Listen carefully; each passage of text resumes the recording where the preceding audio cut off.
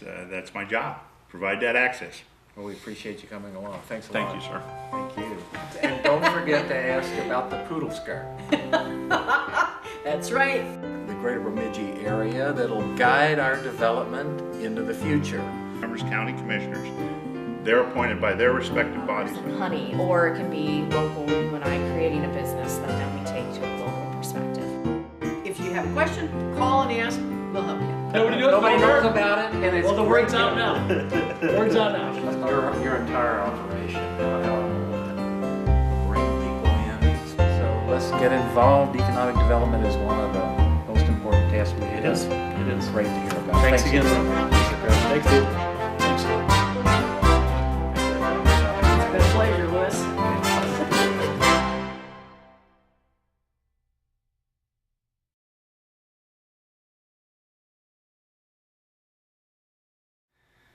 Thanks for joining us. I'm Lou Crenshaw at 6:30 on Wednesday evening, and thanks to Upstream TV, we're back once again with our show Inside Bemidji, where we showcase people and organizations who are working to make our community an even better place.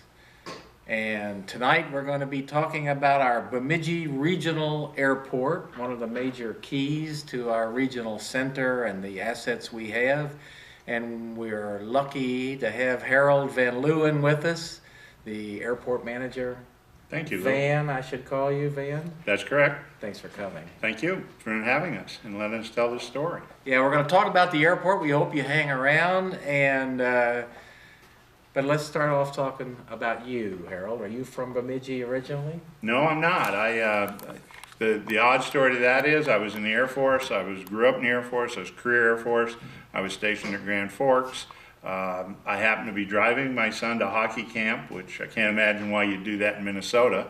But I was driving to hockey camp. A lot of that goes on around here. Decided I really didn't want a third tour in the Pentagon, and saw some land for sale.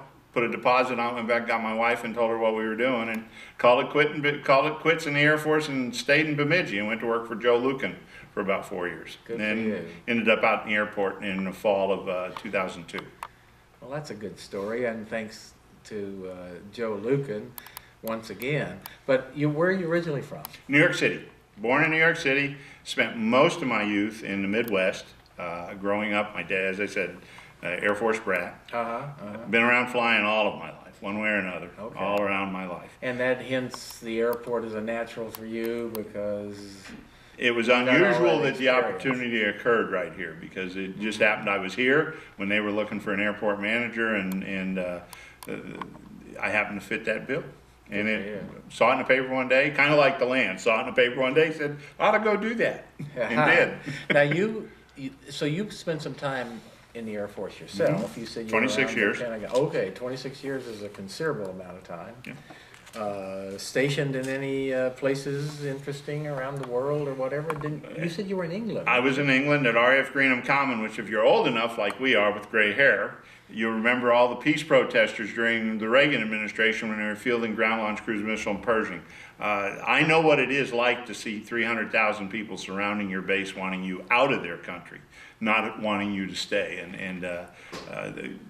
But again, that was real interesting. It was a good career opportunity.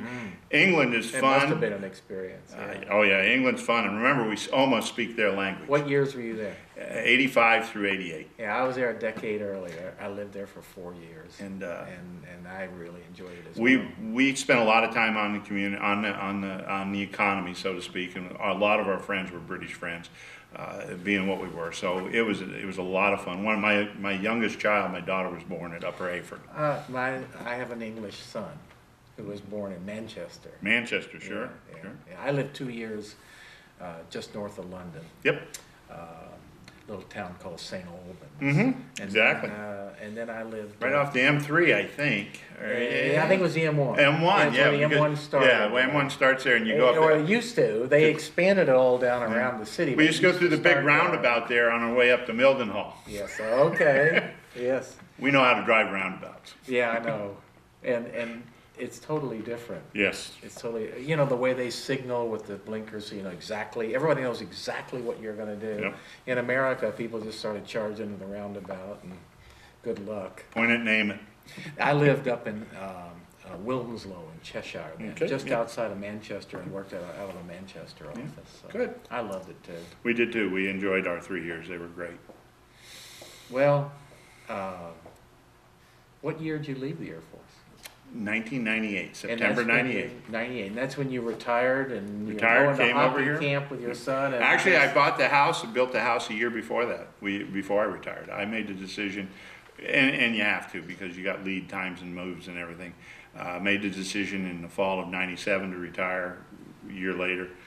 Designed and built the house over here, moved the family over here in the fall of 97, commuted back and forth to Grand Forks for a year, and then finally retired myself over here. Oh, good for you. That's a good. Made a long term. We made a 10-year plan to retire.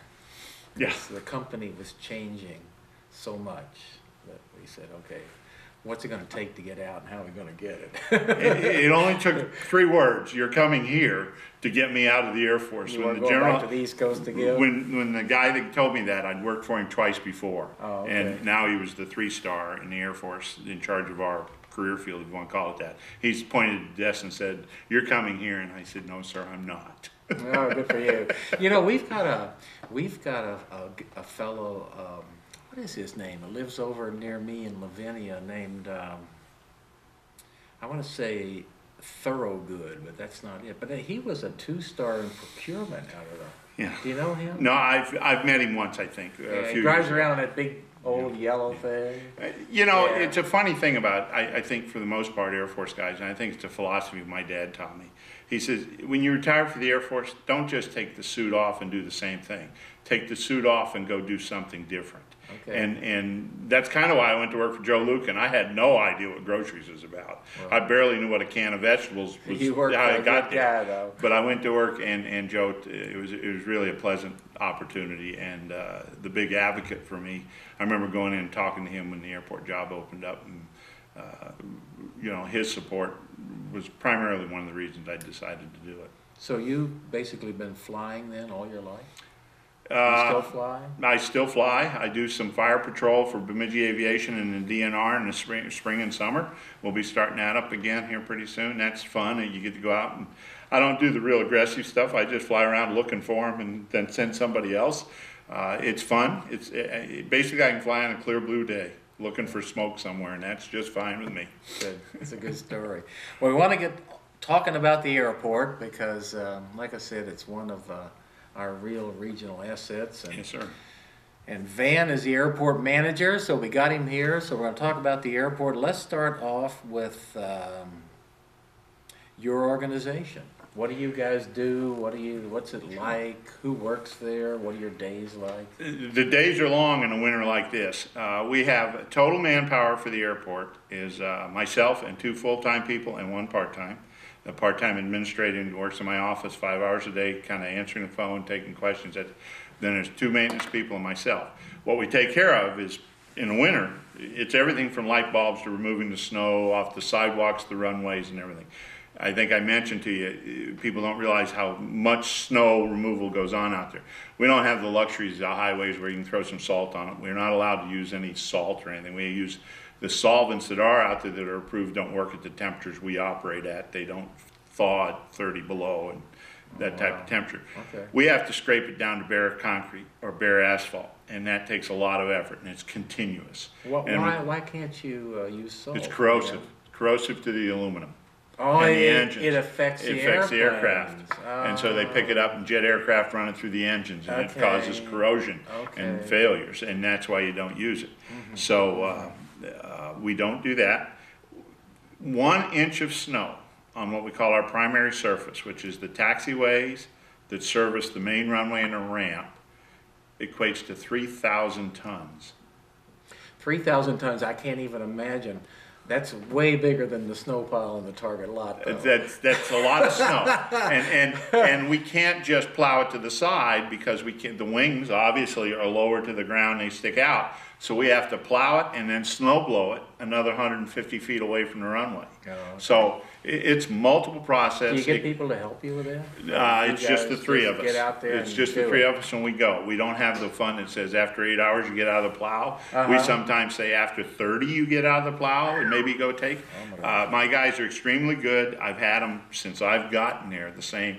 And we do have a part-time person that we bring on call, who's the retired fire chief from Bemidji, Dick Sather, who's worked at the airport longer than I have at times. Yeah, sure. We bring him out on call. He's well-trained and he's fun to be around, and he helps us through those long nights, believe me. It sounds like long nights. So you guys got a lot of maintenance though. I mean, because you got so many facilities. We out have to there, take care of the buildings. All the buildings are ours out there. There are some hangars that are individually owned, but the land around them is airport. Okay. The main building, the terminal, the rental hangars are all ours. So you're mowing grass. We're mowing and the grass, you're we're changing fixing the light bulbs. The doors stops, the toilet doesn't If you work. think about the runway lights, if you've ever looked at it at night, think about how many are out there. That's how many street lights we have. Those are effectively street All right. lights. So that's why changing the light bulbs was in the top of your mind. You That's, got a lot of light we bulbs. do a lot. We do a lot of light bulbs, and we're only allowed to have so many out at any given time. And it's not like it's not like 10 or 15. It's 2 or 3 out of the whole runway of the maximum we can have out at any one time. Okay. So we're basically every day we replace some light No bulbs kidding. every day. That's why you mentioned that. But you must have some kind of contractors for like cleaning the terminal. We do use a contractor to clean the terminal, longtime contractor Sweeping here in the town. streets, The Fenson family had that contract and has done a wonderful job for long, even preceding my time. They've done that terminal for us. As far as other contracts, the only other ones we have are, we have a contract for one piece of navigation equipment because I don't have electrical technicians that are certified on electronics to do that, aviation. So I have a contract for one piece of item that has to be maintained. We have another contract that takes care of our geothermal heating system, Peterson, because we have that new terminal is entirely geothermal heat and air conditioning. No, I didn't know that. And we'll go through that. I'll go through those as part of the upgrade Yeah, with I you wanna later. talk We'll about talk the about upgrade. that. But it's entirely geothermal, so I have a contractor that does that. And then I have a contractor for the fire alarm system. And that's the only contractors we have right now. Yeah. Everything else is maintained by my guys. Yeah. Or me. I'm not adverse to a lift and changing a ramp light. Well, you're gonna have to if there's only Now 3.5 of you. Now, as far as the airline, they have about a dozen people out there that take care of the airline, ticketing, boarding, loading, Yeah. de-icing the airplane. TSA has about the same number of people that do your security and Then you everything. got the rental car. Then you got rental car. We have 3 rental car agents. We're extremely fortunate to have 3 rental car agencies that are able to operate out of Bemidji at that location. We have Hertz, National, and Enterprise. Yes. You take any other airport other than Duluth, Rochester, Minneapolis, they have 1 if they're lucky. We have 3. We're able to support 3. So Okay. that's fortunate to have that. Is that because the traffic is high enough? It's because as we talked about, we're the 4th busiest commercial service airport in the state of Minnesota, roughly No, I wanna hear 40,000 that. passengers. Tell me that. We're Explain about, it to us. we do. We're the fourth busiest in the state. The only ones busier are Minneapolis, Rochester, and Duluth. That is amazing to me. We're a government center, we're a business center. When you take the next 2 behind us, which are I Falls and Brainerd, International Falls. International and Falls. Brainerd, but They- both in the north. both in the north. Isn't that interesting? They We do have about- 3 busy airports in the north. Right. Because of the way Minnesota, it's not a lot of fun to drive 4.5, 5 hours in the winter down to Minneapolis. So people tend to want to fly. Yeah, we If- all know that. That's right. Okay. If we want to be competitive in the business world today, you have to have access. And it's not a 4.5 hour drive. Access is key. Internet is one way. We have Paul Bunyan Telecommunications who provides tremendous communications capability. So we can fill that bill that gives them a reason to have their office here. Companies like EXP Solutions, others come here for that reason. Then we provide the access to the commercial service. We have the large government center also. We're a large government entity up here. We have a lot of federal, state employees up here that need access. So that keeps us the numbers. With Sanford, the expansion at Sanford, the medical center, Yes. that's also driving our numbers up because we're going to be one of their 3 major centers. So That's surprising to me. and when you look at the numbers and you compare us to International Falls or Brainerd, there's another interesting demographic that pops out. Their demographic shows them to be about 75% tourist, what we call inbound and then outbound traffic. Right. Ours is exactly the reverse. It's traffic that originates in Bemidji, goes somewhere, and then comes back to Bemidji. That again shows us Yes. the business and government center transaction, not That's the great. tourist Right. vacation right, traffic. right. We do see a bump in the summer with that. I was gonna ask, because we we do- need both, we need We that need too. both, absolutely We need do. both, And, yeah. and that access capability by being able to sustain it year round with the business and government allows us to have that access in the summer and that capacity to support that other bump. That's very interesting. Share with us now the facilities we have out there. Okay. You know, I mean, because I don't know anything about what's on an airport except hangars, and I've been through your terminal a few times. What kind of facilities do you guys maintain and operate? I think a couple things that are interesting. We literally can handle anything short of something the size of a 747, Airbus 330, 380. Anything smaller than that, we can get it in and out of Bemidji. We have a long enough runway, wide enough with enough weight bearing to do that. We, 2 summers ago, if you remember, we had an Air Force C-17 in here, no problem at all. We regularly get Sun Country's 737-800s in here, which are airplanes that approach the 200,000 pound level. You know, we're able to handle those without any problem. We have And when you say handle, that's not just runway length, That's taxi, that's equipment, that's the whole business. The instrumentation Right. and everything, right? And a little bit late, that's right, the landing systems, I mentioned to you earlier. We probably have, short of Duluth and Minneapolis, the most instrument approaches and access for the pilot landing into an airport in weather conditions or in all conditions of any other airport in the state. We've got them on all, 3 of our runways have precision approaches on them out of the 4. So 3 have precision, they all have non-precision approaches available to them. So they literally can get in here, anything, as long as we've got a 1/4 mile visibility and more than a ceiling higher than 200 feet, they can get in here. 200 feet. Yeah, that's Wow. pretty short. I was gonna say, That goes over Walmart, you but by wouldn't not see by a the lot. lights of Walmart until you were on top of them. Yeah, right? it's pretty close. Yeah. But so, the rest of the facilities? You're like this as a flyer. I lived in Hong Kong for years. Yep. And when I lived there, they still had the old airport right down Uh-huh. in Tim Sa Tsui before they got the new one out. And literally, because I was traveling, I was running a regional business, so I was all over Asia and did a lot of travel. Yep. Anyway, landing, honest to God, you flew between the high rise. Yep. They had the high rise, and then they wouldn't let them build them. And that was the corridor you came Yep. down. And you'd look out the window you're landing, and you'd see people sitting down to dinner. It was a very strange You can thing. go on YouTube and find that under there's a section, you can look up world's toughest landing, or the airports and stuff. Yeah. That's one of the ones that's always shown with the planes going below the building top. So yeah, if you've been to those places, you know how fortunate we are in the United States to have the Wide kind of open. airports that we Wide have, open. that we've protected over the years. Yeah. And we work hard to protect those airports so that we don't end up with situations like that. Yeah. You know, obviously there's pressures on airports to develop. Bemidji's had that over the years. Target sits off the end of ours, Walmart obviously. We had to move the runways because of some of that as aircraft changed. Those facilities became problematic for us, so we had to move runways. We did do that as part of the reconstruction of the airport in 2005 and 6. So, but the other part of the terminal facility we have is the jet bridge, the boarding bridge.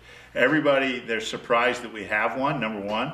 Number two, that's a little bit of an engineering, I won't use the feat with a capital letter, but it is a feat because of where our building was and what we had to do and the range of aircraft we had to service.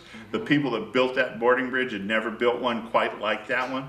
We literally have to go from one that's 3 feet to an Airbus at 15 feet threshold, and we have to keep the airplane close enough to the building that it doesn't stick out into in the way of other airplanes taxiing by, yet we have to be ADA compliant. So it took a lot of work to build the terminal and everything to do that. So it was kind of fun to watch that, and those guys put that together, and we've had extremely good luck. We're in our second full year with it, and it's probably been the single enhancement that everybody enjoyed the most. Yeah. They don't slip on ice on a ramp walking. Yeah, I don't fly out of it very often, but I was just on it a couple of weeks ago, and it's the one with the ramp, you walk inside. And Yep, then that's what we had to do.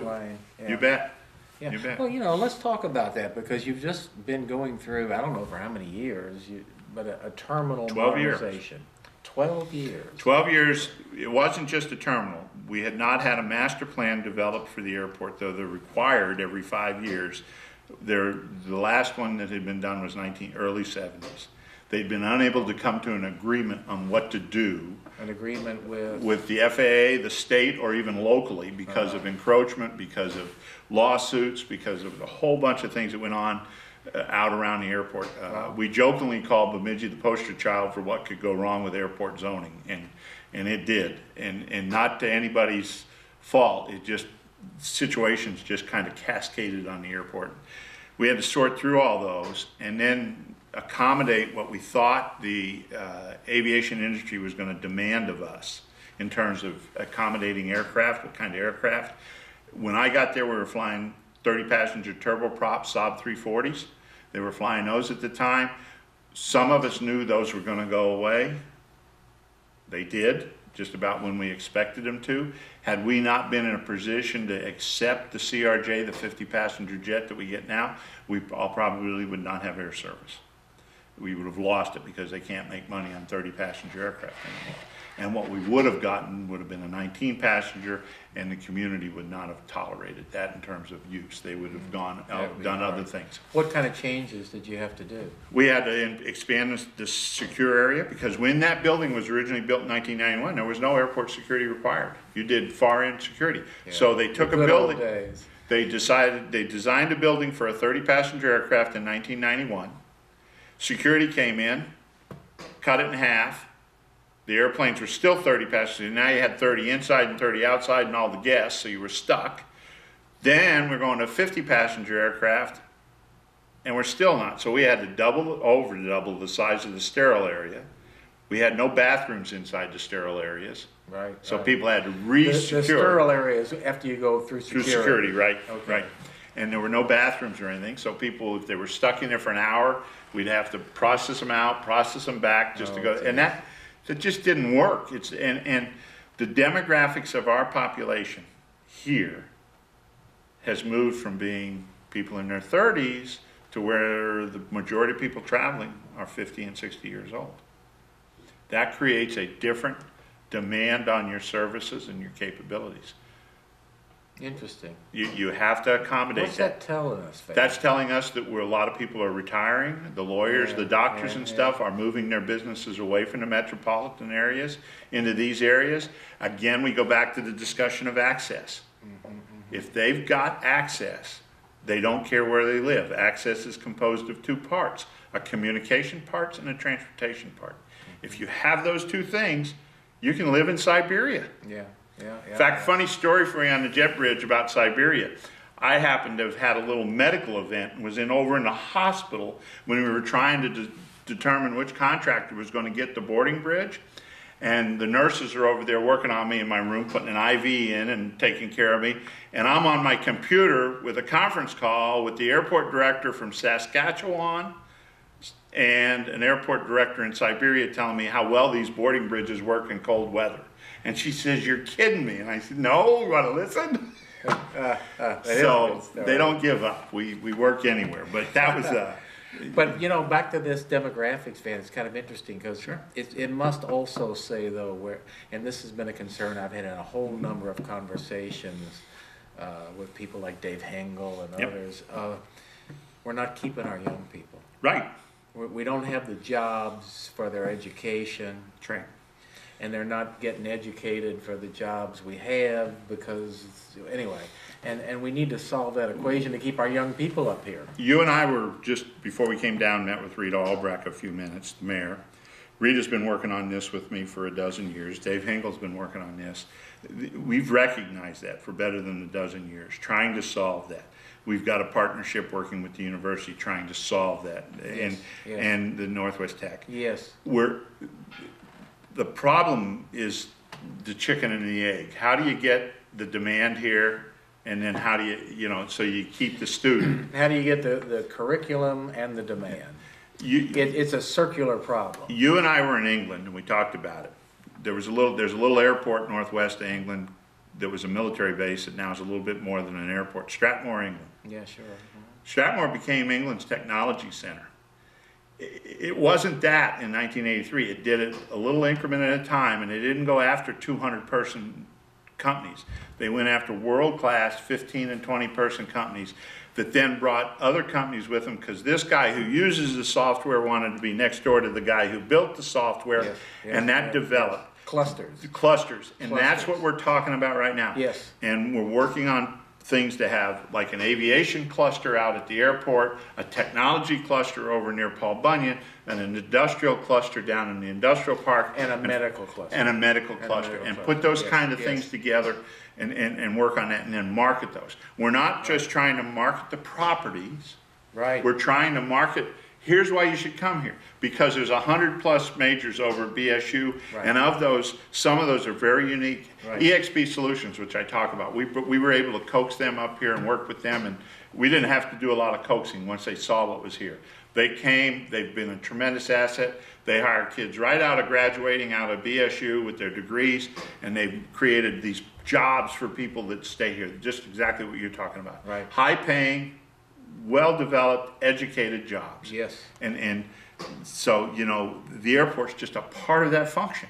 But those high-paying, high-educated jobs, once they begin to cluster, they generate every kind of job. They bring more. Every kind of That's job. right. They create the part-time job for the college kid working at the restaurant. And the They contractors. They all and, follow. everything. It all follows. And so this is idea of taking our key assets, and the airport's certainly one of them. The airport, the medical, and leveraging them. That's exactly Leverage them and get this cluster of business forming around them.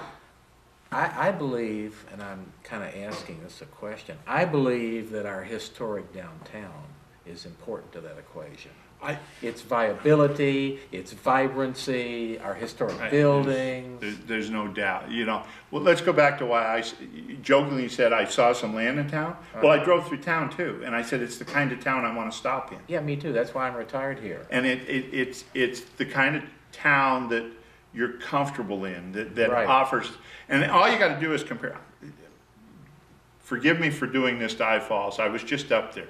They don't have a nice center of town like we do. Brainerd doesn't have a nice center of town like we do. Yes. We have a center of town around a lake, now with an event center, with hotels around it. Oh, yes. You've got a reason to be in town. Yes. It's not, you're not forced to, the roads don't force you to be here. You come here because there's a reason to be here. Yes, we agree totally. We've got these that we need to work on and leverage. I live here because I love it. I love this little town, and it suits me perfectly. One of the things I'm kind of famous for saying is you can put all the signs up at the entry to town and say it's a great place to live. Everybody does that. That's only a qualifier. You've got to have all the other things that for people to come to. You've got to have the education, the jobs, the medical,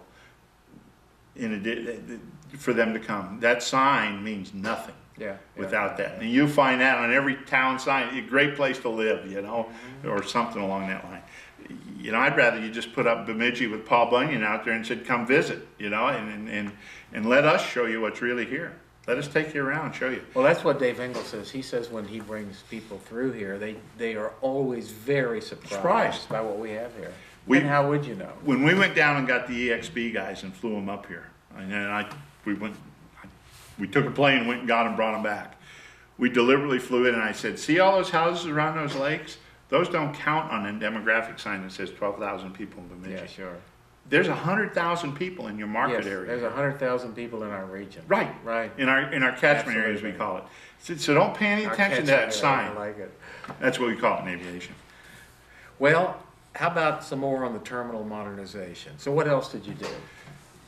You expanded it, you put Added restaurants on the other bathrooms, side, we you- put an area, so we joined it to It the looks FBO. nice, by the way. It is very looks functional. nice. The key elements were we doubled the space and kept the utility bills the same. We did that through going entirely geothermal. We went under a grant to do that. It's an entire geothermal system. We've used all efficient lighting, the highest, we traded off. We picked the ones that would give us the most return. We didn't go LED lighting because it's very expensive. We weren't going to see the payback. We went very high efficient CRT or fluorescent lighting, different things, all right? Metal halides, different things where we get the payback the quickest and the longest. Gotcha. So we did all of that in there. We created open space. Yes. We made it so that inbound passengers don't mingle with outbound, so they're not chumbling over the place. The only place inbound and outbound meet is at the car rental counter. It's Okay, the only place they meet. that's It's interesting. the only common place they had to meet Uh-huh. because somebody's either picking the car up or dropping one off. Everybody else keep them separate so they're not tripping over each other. And we did that. We also added a section that we will this spring be going back out looking, see if somebody wants to put a restaurant in there for breakfast and lunch probably, because there's over 1,000 people within a half mile of that airport that would be eligible, that would be interested in breakfast and lunch. You got Bemidji Aviation with about 100 or about 60. You've got ISD 31 down there. You've got the highway department across the street. You got North Tech. You got everybody right there. Little breakfast lunch place, and if you haven't been in there, come look at how nice that room is. You sit out and look at the runway. It's in the west end of the terminal. It's a gorgeous little area. Hold up to about 120 people if they want to put it in that way. It's designed. It's already pre-plumbed and for a restaurant to go in there. So we'll start looking for that this spring and summer to see if somebody would be is interested in doing that. We've doubled the parking. Parking's always been a problem for us. We give free parking. We've doubled the size of the parking That's lot. a real benefit. I mean, when I look at the trade-offs, okay, I gotta drive 4 hours to Minneapolis. Usually, if I can't pick a flight that's in the afternoon, then I gotta stay overnight. Overnight. Yeah. And then when I come back, if I'm coming back, especially you come back from Europe, it's so late, you're so tired, you gotta stay over because you ain't gonna be able to look for deer for 4 hours. You're too tired. So there's another hotel room and then another 4-hour drive and the parking. Parking, which If can be you're $30 a day. When I'm retired and I wanna go for 2 or 3 weeks somewhere, Yeah. the parking is unbelievable part of that equation. My board has made a conscious effort and a conscious statement to me, they will retain free parking. I went into Baltimore For a the couple of weeks foreseeable ago, future. out of Bemidji, and the free parking tipped the equation. It does. I mean, even Grand Forks, it's about $7.50 a day right now over Grand Forks. If you want to drive 3 hours to get over there, Duluth is about 10 a day, I think $10 a day. So, parking's a big thing.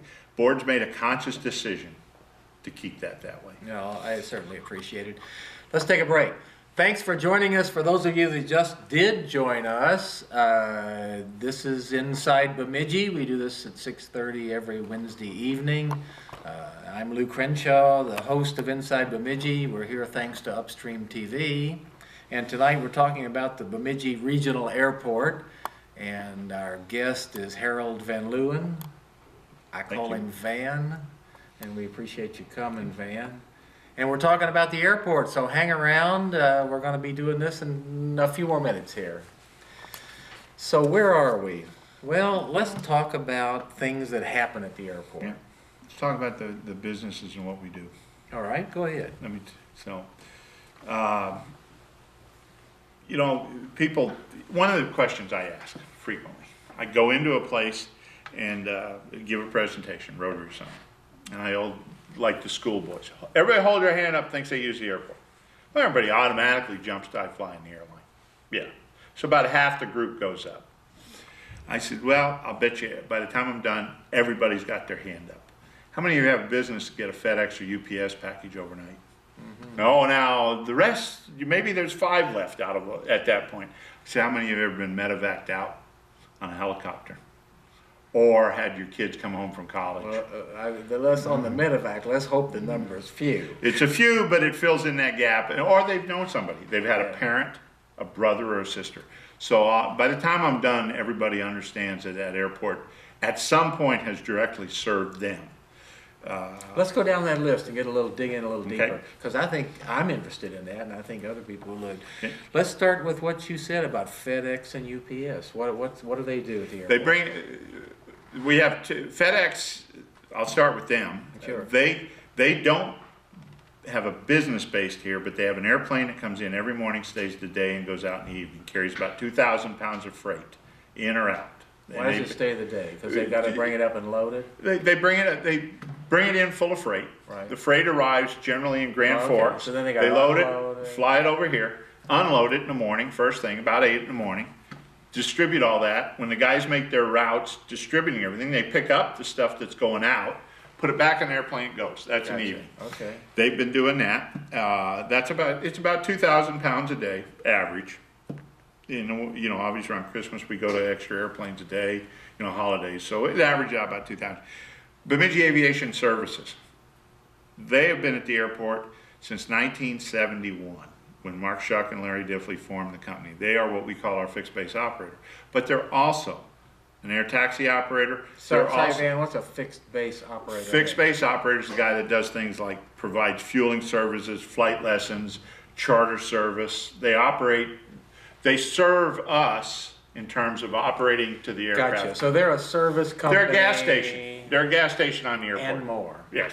Okay. They also are the UPS carrier. They operate a fleet of more than 40 aircraft at 15 to 18 locations in a 5-state region, And flying yet UPS. They're all based out of Based here. out of here. Have All those 60 plus pilots? employees. About half of those people are pilots, and then they're mechanics. Uh-huh. So now we're talking about well-paying jobs that bring money into the community and live here. Sure. And then they have them in Detroit Lakes and Fergus Falls and I Falls and Duluth and Eau Claire, and they're all over the state. They're all in Minneapolis at night though, because they fly freight down at night and then in the morning bring the freight up for So Minneapolis. it acts like a hub, if you will. For them Freight down. hub. Yep, and so So they all go down there and do the and then freight thing fly out to overnight, wherever they and then are, spread and then out. they rotate the planes through here. And but they're one of the largest regional carriers for UPS in the nation when it comes to Okay. that in And numbers. so they do all their maintenance and everything. They do here. all their maintenance here. Of all those The planes that airplanes are all based here. They rotate them through. Good for us. So they are extremely for good us. partners. And then on top of that, we have out there also. So that's UPS and FedEx. So you're Okay. talking about 2,000 pounds of freight each every day on an average. If you want to throw that out there.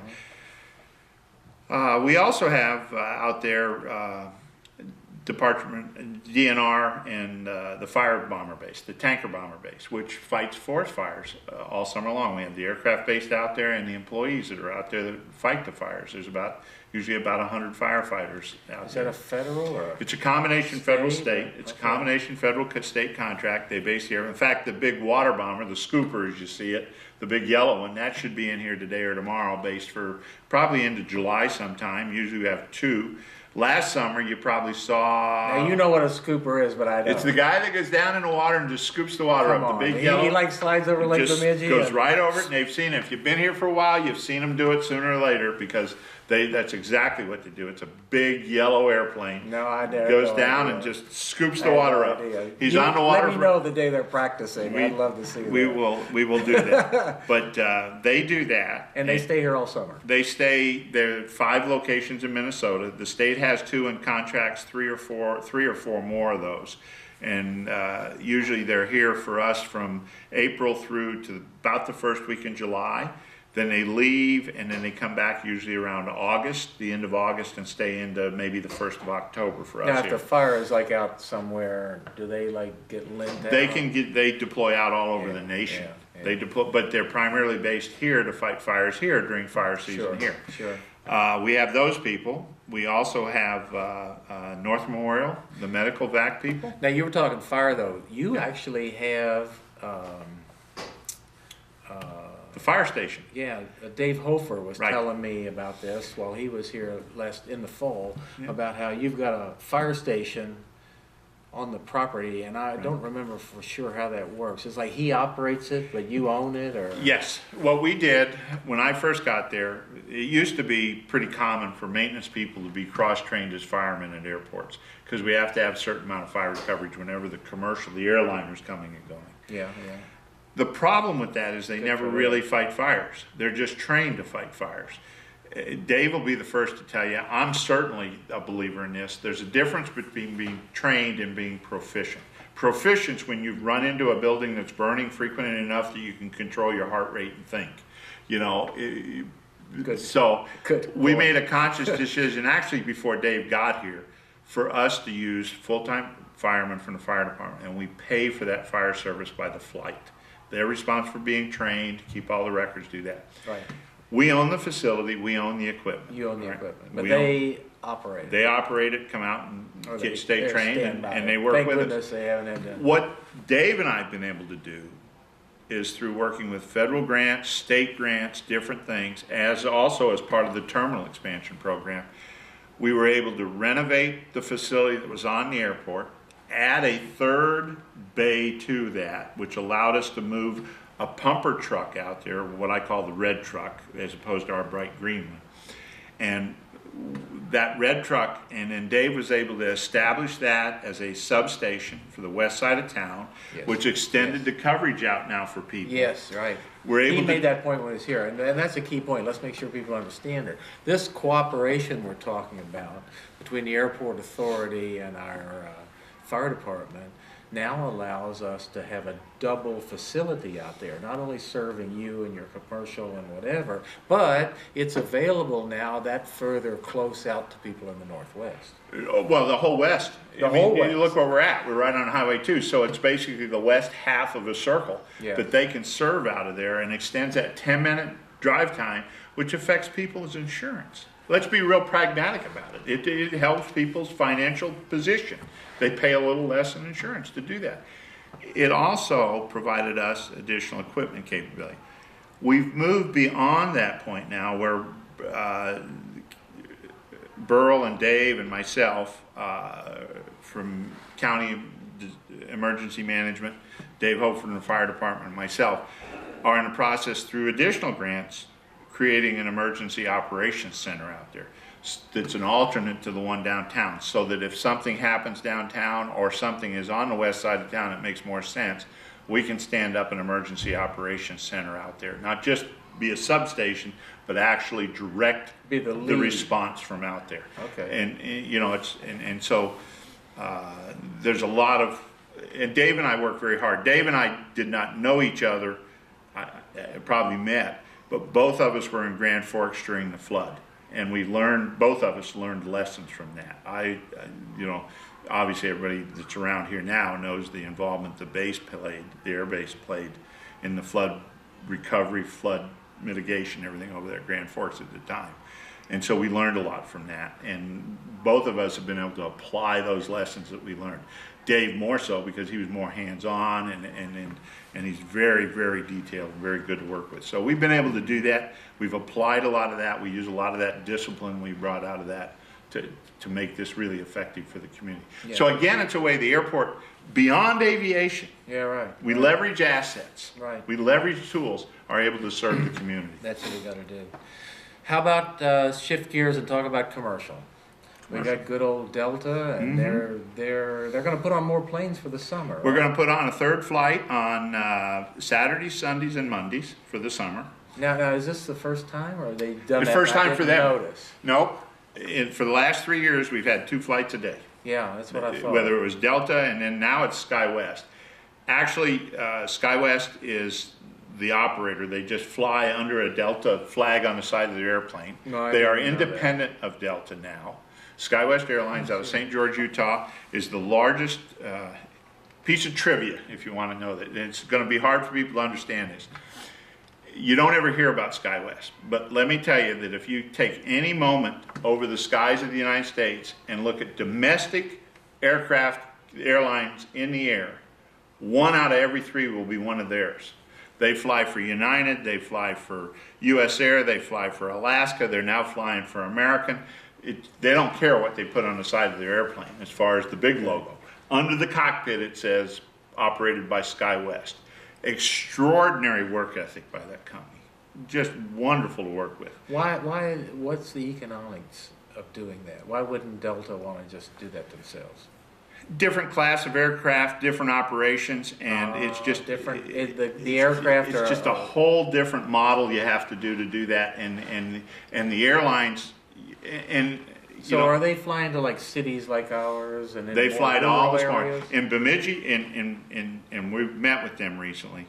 But right here in the state of Minnesota, SkyWest now is the provider for us, for Brainerd, for I-Falls.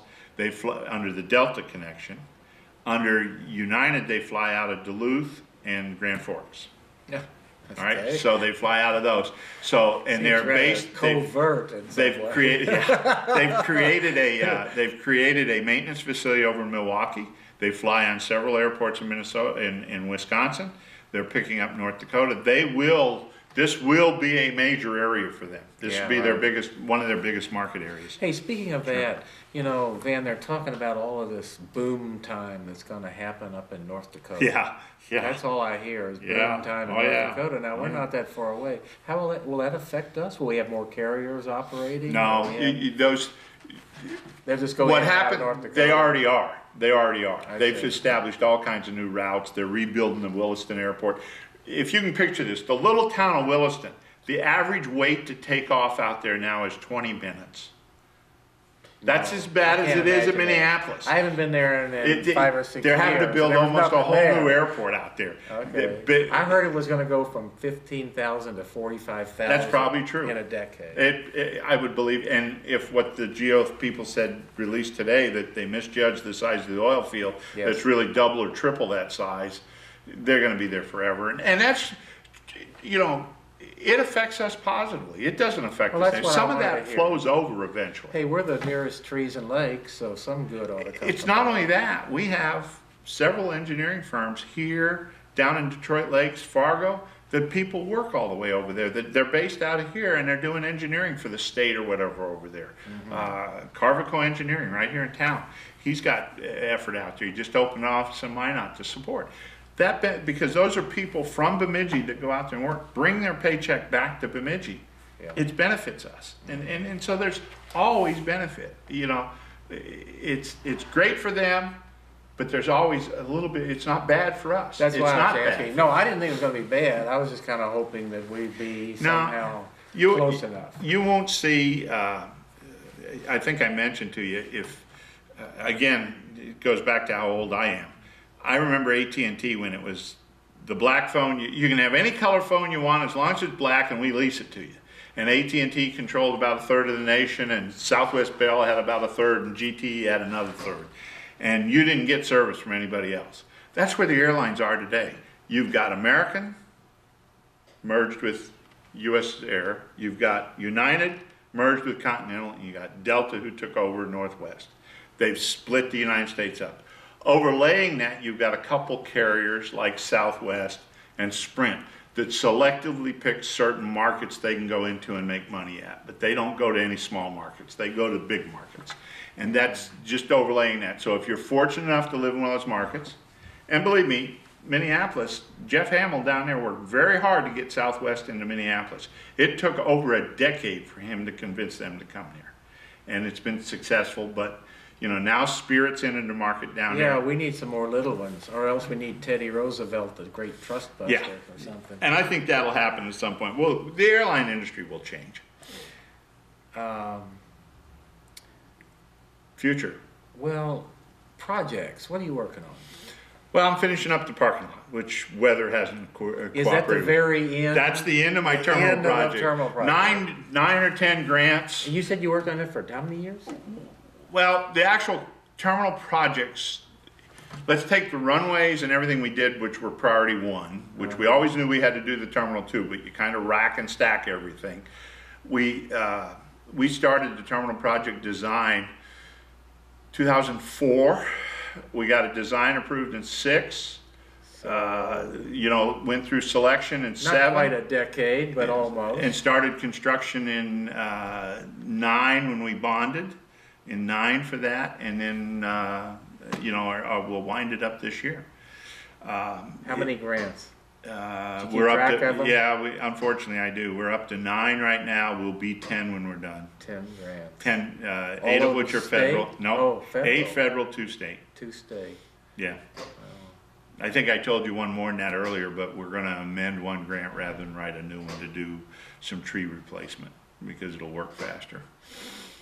How about this tax bill and what's all that about? How can you explain that in a way that me and the rest of Bemidji would understand what's going on down in St. Paul? Let me- affects our airport. Let me broaden that discussion a little bit. Let's Sure. talk about how Bemidji Airport became an airport authority a little bit. Yeah, Because why it not? has something Why to not? do with Yeah, that. yeah.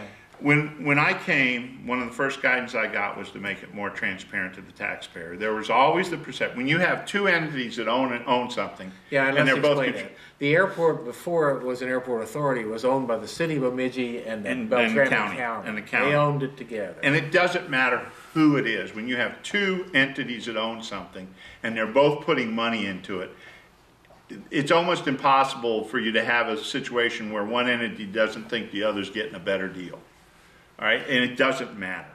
I don't care where you're at. It's going on at other ones right now. This is why partnerships break up. This is why partnerships break up, exactly.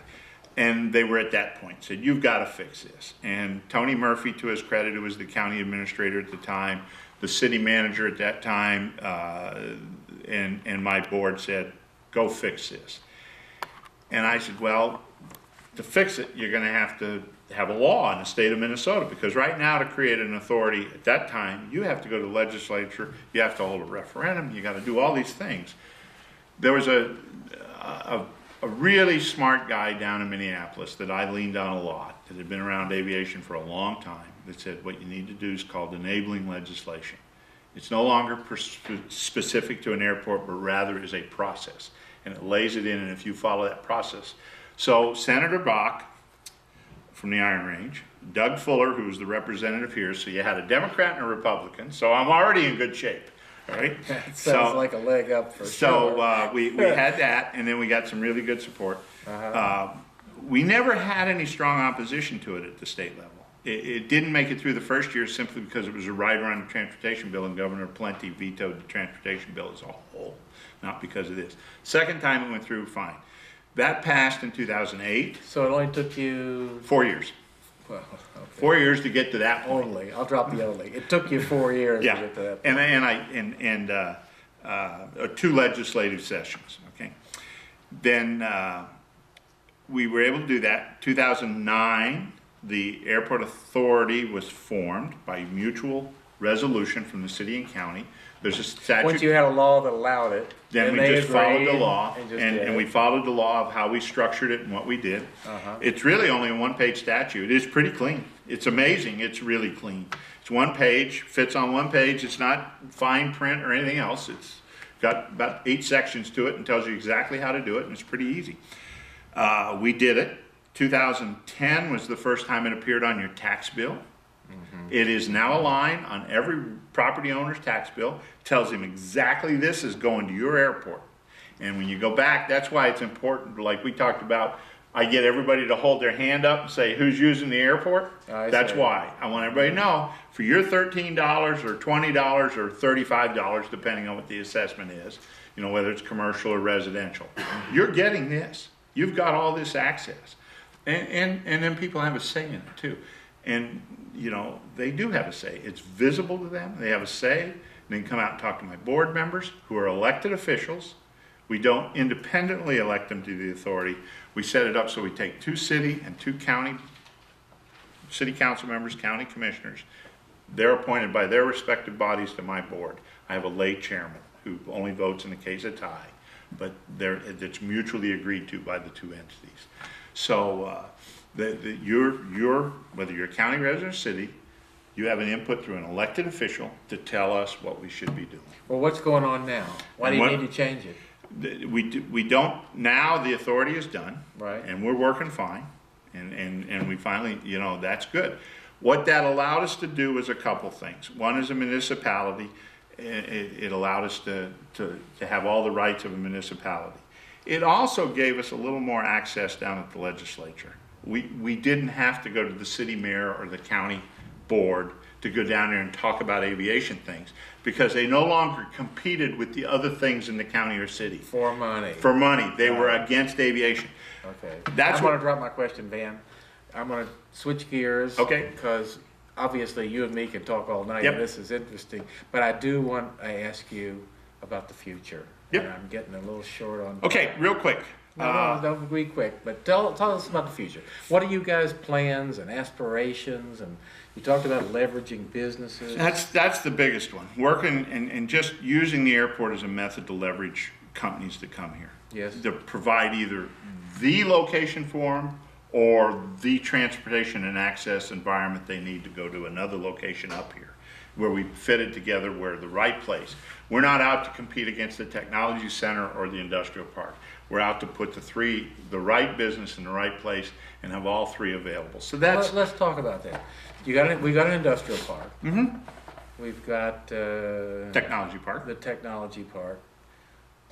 Would you attract a different kind of business, do you think? Yeah, I give you an Because of the airport and Because- the access? yeah. If they're going to be at the airport, they're going to want an airplane or have something to do with aviation. With aviation. So Or that's- else they're gonna wanna use an airplane.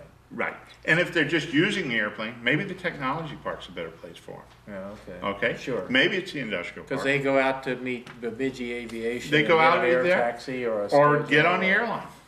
You know, it's access. It's all access. Okay. So you do any of that.